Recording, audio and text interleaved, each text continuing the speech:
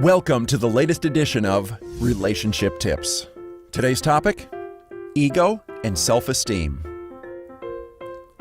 Have you ever been in a relationship with someone who works hard to be the center of attention? This person might focus too much on things like his car, clothes, bank account, body shape, or the size of his house.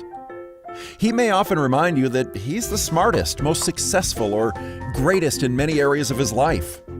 He might even have groups of people that appear to admire him. Now, in this brief description, it might be difficult to determine if this person's driven more by ego or by self-esteem. You could probably make an argument for either side. However, it's important to understand the differences between the two, because one is healthy and one is not.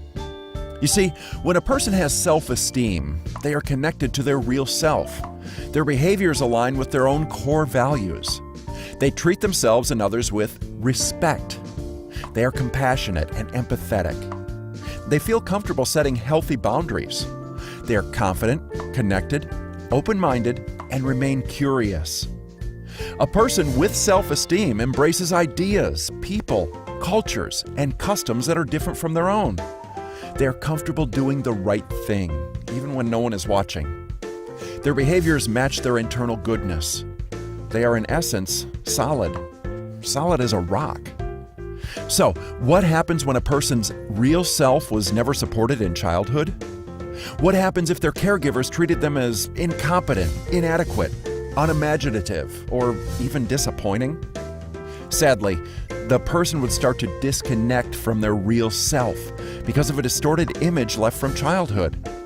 They would then begin to fabricate a false self, simply just to survive. This false self could manifest itself as a large ego.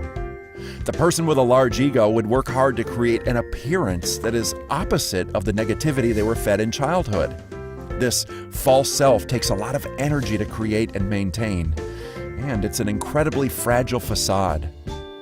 The false self is like an egg that's completely empty on the inside. Because it's not solid like a rock, it takes more energy to keep from cracking under the threat of public scrutiny. These people are often described as thin-skinned, becoming enraged when others don't agree and see things the way they do.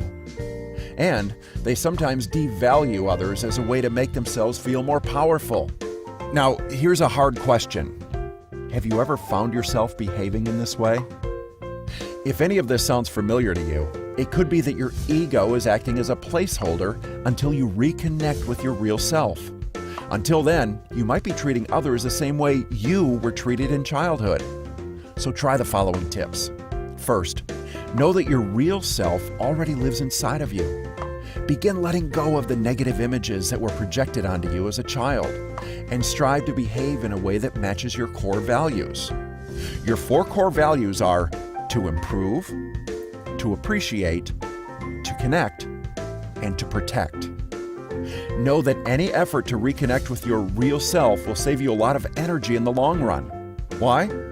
Because a large ego is not who you are, and it takes a lot of energy to keep this fragile structure from collapsing. When your behavior towards yourself and others is driven by your core values, you will begin to reconnect with your real self, causing your self-esteem to increase. The best news, as self-esteem rises, ego falls, because it's simply no longer needed. Possessions are simply what you have. They are not who you are. Just think about how your relationships will improve when your energy is diverted from ego maintenance to relationship building. So until next time, remember, change happens best when insight is combined with action.